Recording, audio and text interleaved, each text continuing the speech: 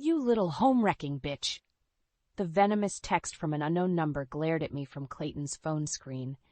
I felt like I had been punched in the gut as I read through the rest of the messages, each one more vile than the last. You think you can just waltz in and replace my mom? You're nothing but a gold-digging whore. My hands began to tremble as the full weight of the words hit me. This had to be from Brielle, Clayton's daughter from his previous marriage, the one he spoke about so fondly, yet I had never met. I'm going to make your life a living nightmare, you deceitful snake.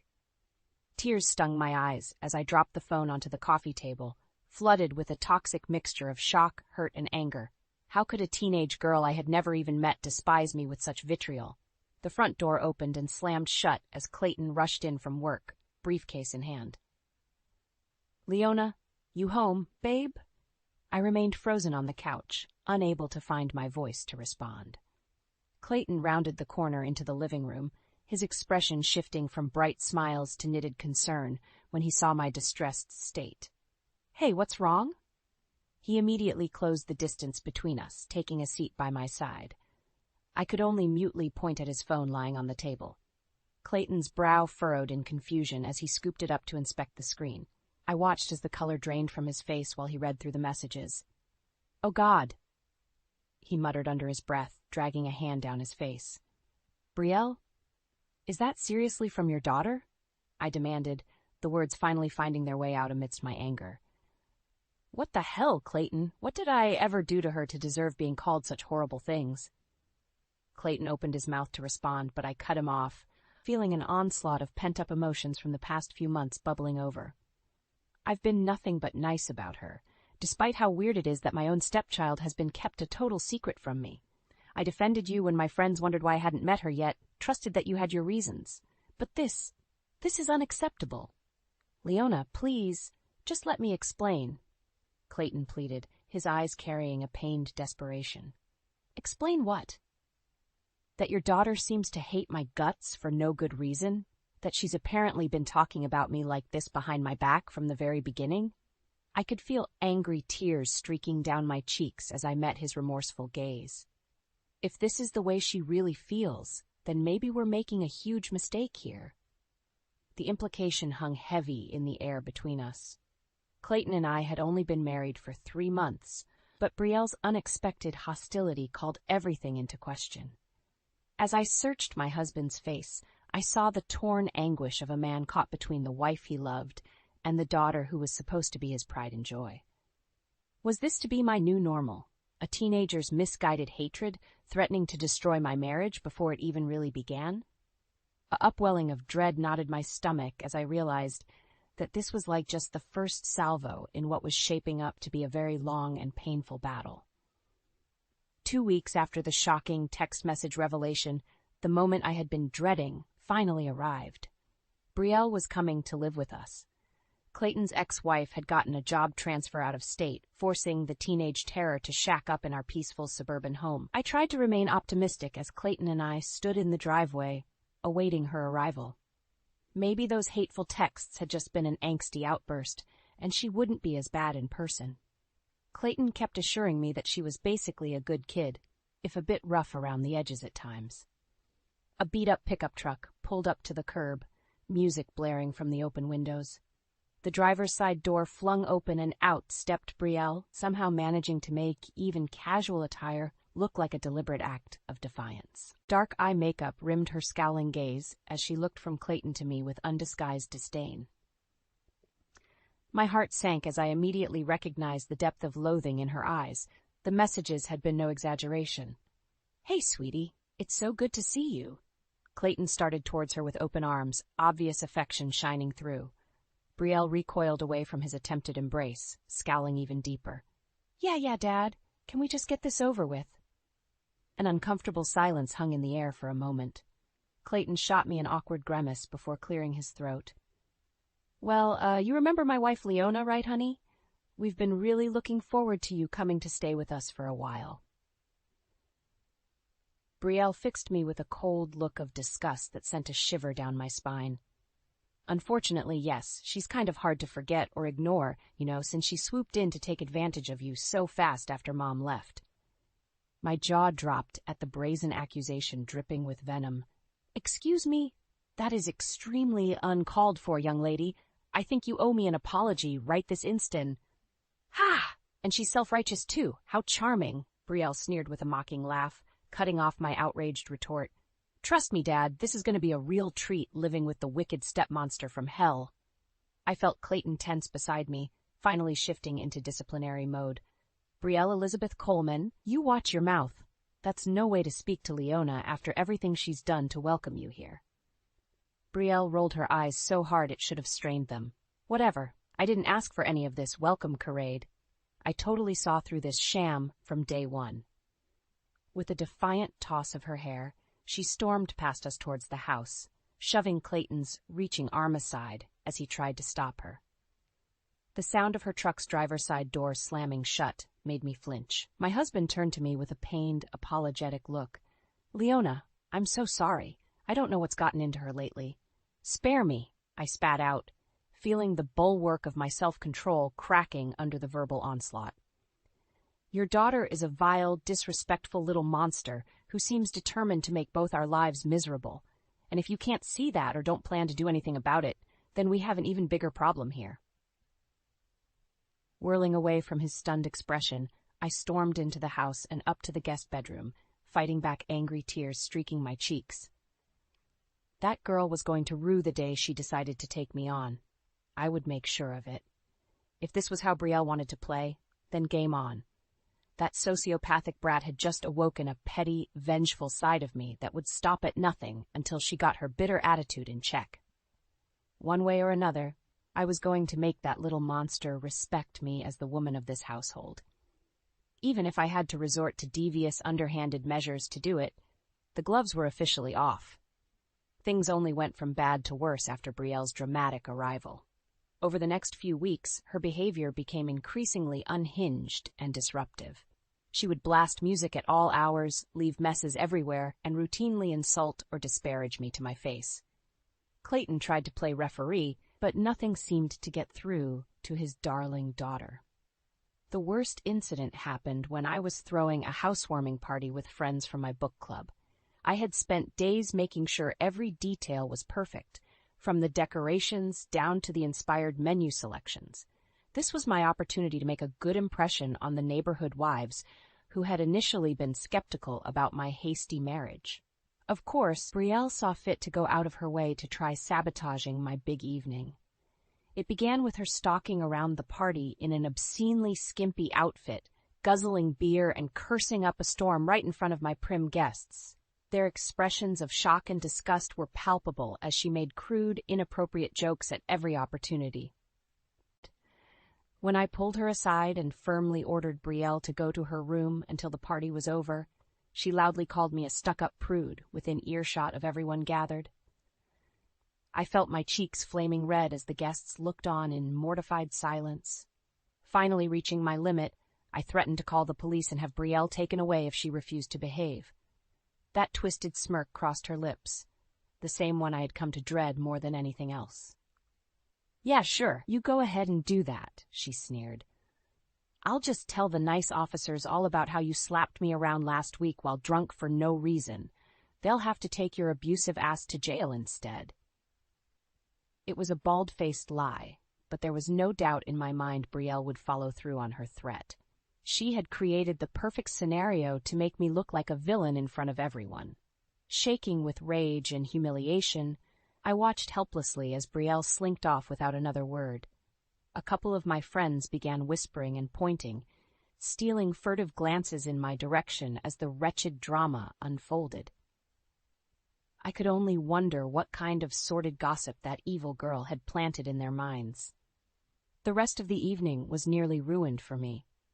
No matter how hard I tried to get back into hostess mode and act like nothing had happened, a dark pall had been cast over the festivities. My book club ladies kept their distance, offering me tight smiles and quickly changing the subject any time Brielle's behavior came up.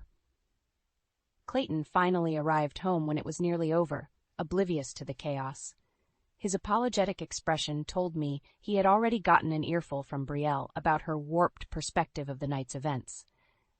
I didn't even bother arguing with him when he pulled me aside with a grim look and insisted we talk it through.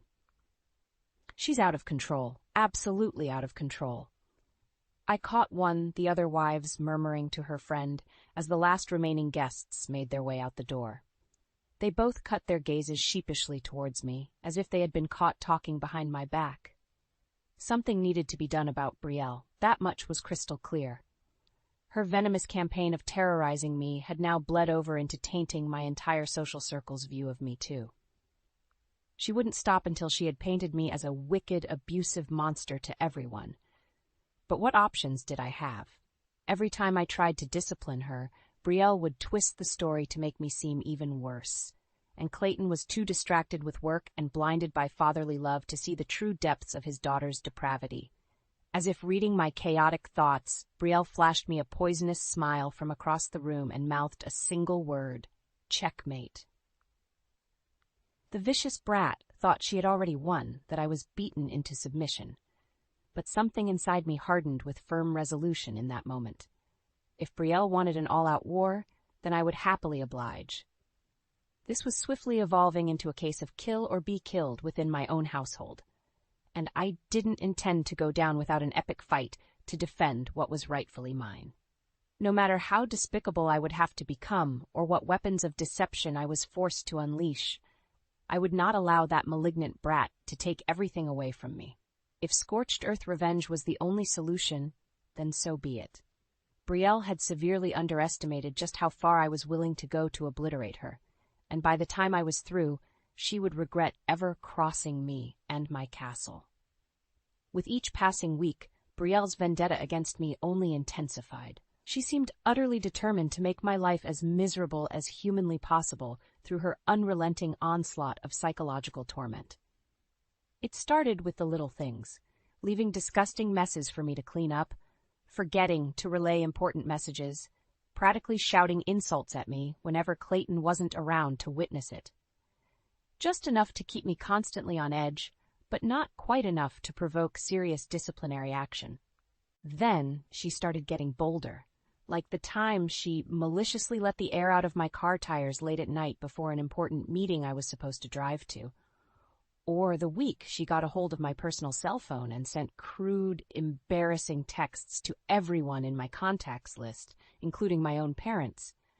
Clayton was almost never home to see the worst of it thanks to his increasingly demanding travel schedule for work.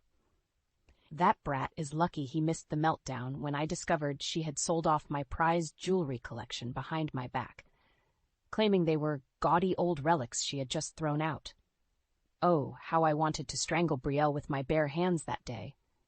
Only the terrifying thought of making things even worse by losing total control stopped me. My wise old mother had called after one of Brielle's more vindictive stunts, sensing the desperation in my voice. "You have to be the bigger person here, no matter how cruel she acts," she had cautioned. "Stooping to her level will only make you lose this war in the end." But every fiber of my being yearned to lash out, to unshackle the torrent of primal rage burning in my chest. That sociopathic little C-word deserved to suffer as much anguish as she had put me through. If not for Clayton still being in denial about his precious Brielle's evil ways, maybe I could have pressed criminal charges or something. Lord knows I had compiled enough evidence by now of her demented behavior to lock her twisted ass up for years. No, this personal hell was starting to feel inescapable, like Brielle had me trapped in an airtight psychological prison with no way out. Some nights, I even caught myself pondering whether extreme measures were called for to break free, if permanently neutralizing the threat she posed was the only viable solution. I quickly banished those dark thoughts, not wanting to stray into territory I could never return from. There had to be a better way of handling Brielle, one that played more towards my intellectual strengths. Maybe I could somehow beat her at her own insidious game. It was during one of Clayton's fleeting visits home when the idea finally sparked in my mind. He was sitting on the couch looking drained after another week of constant business trips. Brielle had the TV blaring some inane reality show, clearly just to be obnoxious. "Could you please turn that down?" Clayton sighed, tiredly pinching the bridge of his nose. "I've got such a headache right now." Instead of complying, Brielle just rolled her eyes and deliberately raised the volume even higher, flashing me a mocking smirk as she did so. That insufferable, disrespectful look she always gave was like a red flag taunting a raging bull. "That's it, I've had enough," I declared, snatching the remote from Brielle's hands and switching off the TV entirely. She opened her mouth, undoubtedly to unleash another scathing barrage of insults, but I cut her off. "No, you listen to me for once. Your behavior lately has been utterly deplorable, young lady. I'm putting my foot down. From now on, things are going to change around here. Understand?" Brielle favored me with her most scathing glower yet. "Oh yeah, and what exactly are you going to do about it, you miserable battle axe?" My lips curled into a thin, devious smile as the perfect idea blossomed in my mind's eye. "Just you wait, Brielle. You'll find out soon enough. I'm done playing nice and holding back." She wanted to see the monstrously petty lengths I could stoop? She wanted total war within this household?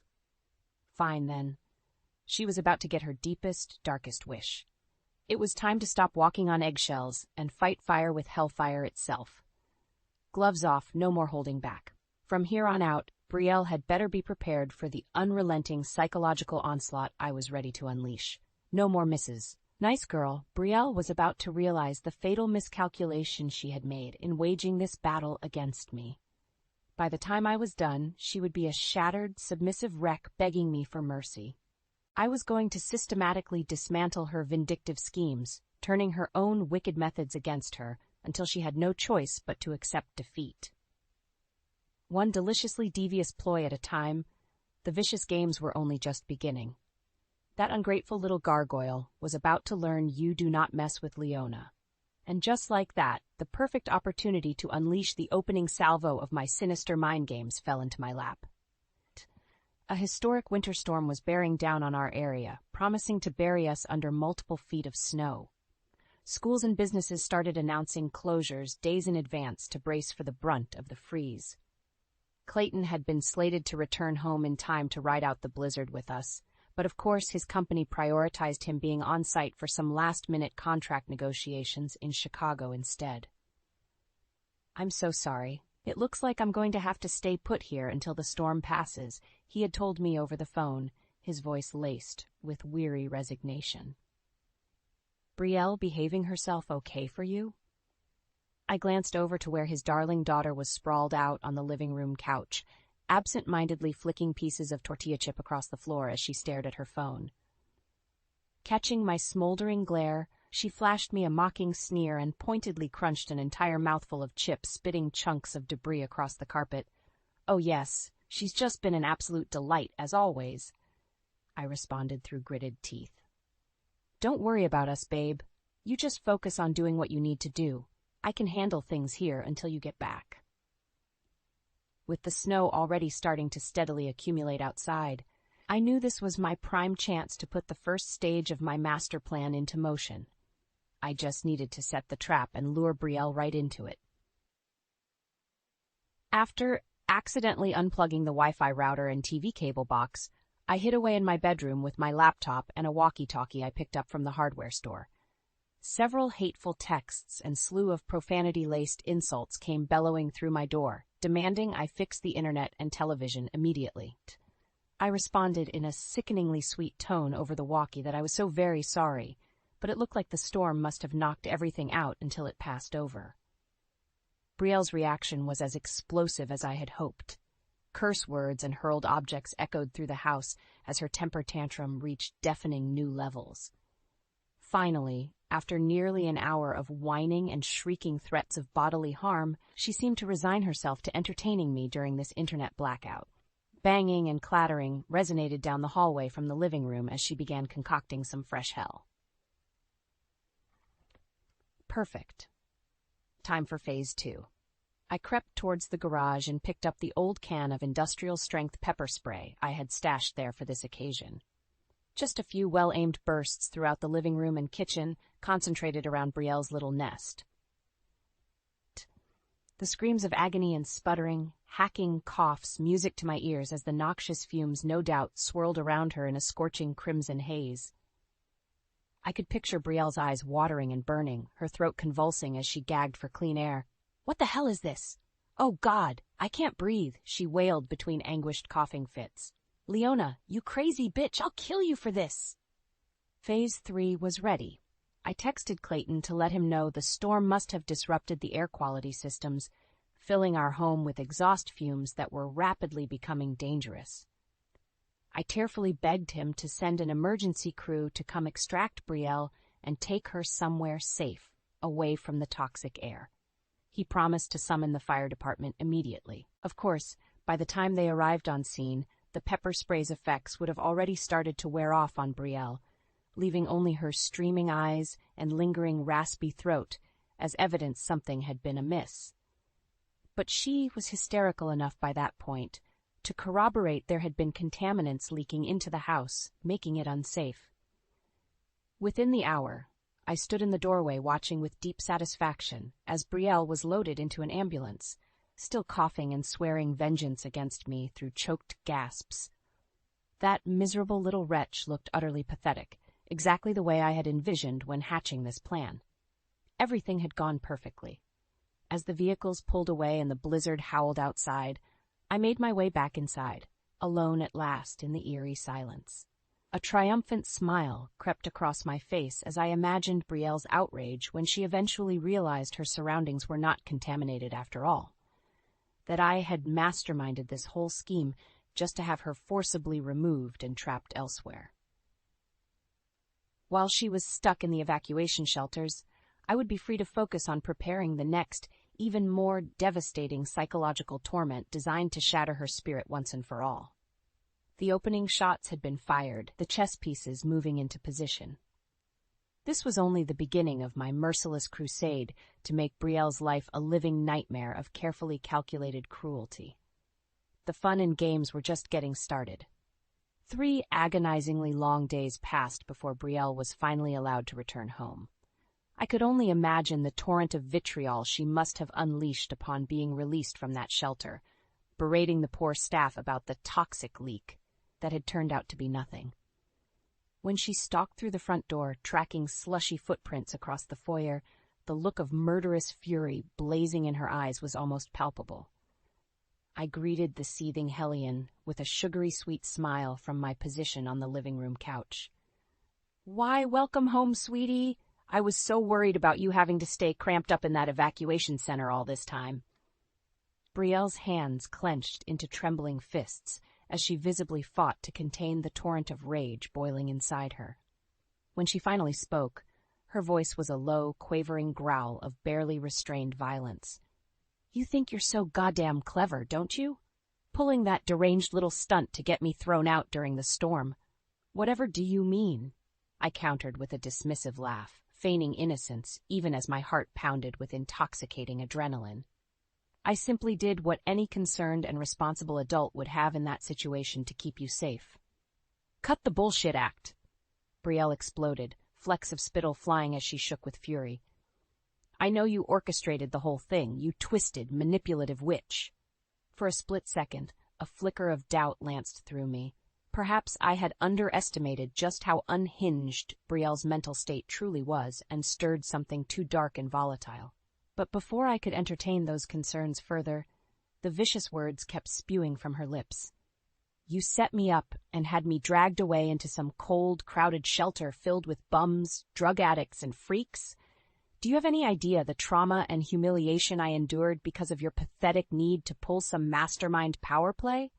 Her chest heaved with sharp, ragged breaths as her building tirade devolved into a guttural scream of pure fury. "I swear to God, if you ever pull anything like that again, there won't be enough pieces left to bury." Bold words from such an entitled, insolent little maggot. Yet a part of me couldn't help but crave the unadulterated venom dripping from them. This was exactly the reaction I had been craving to witness with my own eyes. Brielle completely unraveled, dominance shattered, raw emotions scorching through her veins. Forget physical threats. It was her vulnerability in these moments that provided the ultimate high. My carefully orchestrated torture was beginning to shred away that bitch's prickly layers of arrogance and disdain, one anguished yelp at a time. "Oh, Brielle, you'd be wise to watch that temper of yours," I chided with a patronizing smirk. Getting so worked up isn't at all becoming of a young lady. Fuck you. The snarled retort nearly caused me to shiver with delight. Just a bit more goading, a few extra prods against her exposed nerve endings, and maybe she would finally snap entirely. Suddenly, an idea sparked in my mind. One last push to drive her right over the edge into full-fledged meltdown. Keeping my features carefully impassive, I rose from the couch and began strolling across the room, all while reaching into my pocket to extract a small object. Brielle immediately tensed further, fists clenched and body braced for an attack as she watched me approach with narrowed, hateful eyes. Yet, when I extended my hand towards her, she recoiled in surprise to find I was merely holding a voice recorder. With a flick of my thumb, I let the device's replay function burst to life, filling the crackling silence between us. Won't be enough pieces left to bury. Brielle's own shrieked threat echoed all around us, harsh and unmistakable, even as her expression contorted in shock and horror. A coldly triumphant smile curled across my lips. You hear that, you vicious little gargoyle? I have all the evidence I need of your murderous inclinations right here, safely preserved. So go ahead, make good on your psychotic ramblings and try to make a move against me. She opened her mouth, but I swiftly cut her off with a cruel chuckle. No? Nothing to say now that the tables are turned? That's what I thought. You're not quite as tough as you try to play off when you're the one left dangerously exposed. It was delicious to watch Brielle's face flush with impotent rage and humiliation as she realized her own malignant temper had been used to entrap her. The vicious, uncontrolled outburst rendered absolutely toothless by the mere flick of a switch. Basking in the surge of power, I pressed my advantage by leaning in close to deliver the final verbal barbs in a low growl. Consider this your one and only warning, little girl. Open that hateful, entitled mouth of yours to threaten me again, and Clayton will be getting an earful of this recording, along with a call to the police. So why don't you be a good brat and run along before I really lose my patience? Brielle's lips mashed into a thin, bloodless line as a muscle danced in her jaw, awash with seething yet trapped anger. All I could do was smile as I watched her turn on a booted heel and stalk away towards her bedroom, deflated and defeated. The first great victory was mine. She had just been driven home nice and hard, just how outmatched she truly was in this war. But far from sating my appetite for revenge, that fleeting taste of dominance left me ravenously hungry to completely shatter her pathetic bravado once and for all. This was just the opening parry of what promised to be an utterly brutal, drawn-out psychological beating. I would break her down piece by degrading piece until there was nothing left but a whimpering, broken shadow to scurry away from my mere presence. And she would have no one to blame for creating the torment, but her own vile conduct and disrespect that had sealed her torturous fate. Let the games continue, and may the cruelest bitch reign victorious. Clayton's return home was like a brewing storm front finally breaking. The tension crackling through the air over the past weeks reached a fever pitch, ready to erupt in a maelstrom of harsh truths. I had prepared myself for this inevitable confrontation by stockpiling an arsenal of damning evidence against Brielle. Every threatening text message, insulting voicemail, video clip of her belligerent meltdowns, it was all meticulously catalogued and primed to unleash upon his arrival. The vicious hostility simmering between Brielle and I was impossible to ignore as soon as Clayton walked through the door. He paused in the entryway, shoulders slumping wearily as he took in the potent atmosphere of silent fury. "Why does it feel like a war zone in here?" Brielle immediately opened her mouth, undoubtedly to spew forth a litany of twisted lies and manipulated half-truths about the torment I had been subjecting her to. But I swiftly cut her diatribe off before those poisonous words could do any further damage. "Save it, Brielle," I snapped, leveling an accusatory glare at the petulant brat still poised to launch into hysterics. "Your father's finally going to learn about the reality of your depraved conduct in this household. No more smoke and mirror games from you." Clayton's brow furrowed in obvious confusion and concern as I snatched up the thick file folder crammed with indisputable proof. With a defiant toss of my hair, I thrust the catalog of compiled evidence towards his chest, forcing him to reflexively take hold of it. Take a good long look through there, dear husband, if you can stomach it. Maybe then you'll finally accept the harsh reality of what kind of toxic, abusive monster your precious little angel has been acting like towards me. Leona? What is all this? Clayton sighed, flipping through a few pages with a pained grimace. I could practically see his natural defensiveness already beginning to flare up in protection of his child. Evidence! I shot back fiercely. Documented proof of the unrelenting torment your deranged offspring has been putting me through for months now. Brielle tried to protest, indignant sneers and scowls already contorting her features, but I swiftly rounded on her with bared fangs. Don't even try denying it, you miserable little wretch. I have everything right here. Recordings, videos, written transcripts, the entire ugly truth, all laid bare at last. Just try and talk your way out of this with more of your sickening compulsive lies. Clayton's patience had clearly reached its limit. Snapping the folder shut, he fixed us both with a stern, commanding glare that immediately quelled the dueling outbursts. That is enough from both of you. Brielle, go wait in the other room while I try to make sense of this madness going on. And Leona, you too. I need a few minutes alone to process everything. Though incredulous frustration burned inside me at being temporarily dismissed, I bit back any protests and obeyed, not wishing to push him any further while I held the high ground. As I stalked out of the room, I noticed Brielle remained rooted in place, arms crossed defiantly. Did you not hear me? Clayton's raised voice carried an unmistakable air of authority none of us dared defy. I said, go wait and let me handle this. Brielle shot me one last withering glare of pure loathing before slinking off to the other room without a word. I couldn't resist a smug smile of satisfaction as I took up position just outside the doorway's earshot. It would be so delicious to hear Clayton righteously tearing into her after her reprehensible antics. The muted tones of his lecturing voice rumbled for nearly an hour, punctuated by her occasional terse interjections, quickly silenced. At one point, a particularly harsh bark of rebuke made me almost feel a twinge of pity for the scalding parental onslaught she was undoubtedly absorbing. Almost. For all the agony and humiliation Brielle's rained down on me, this verbal flaying would barely begin to equate fair retribution.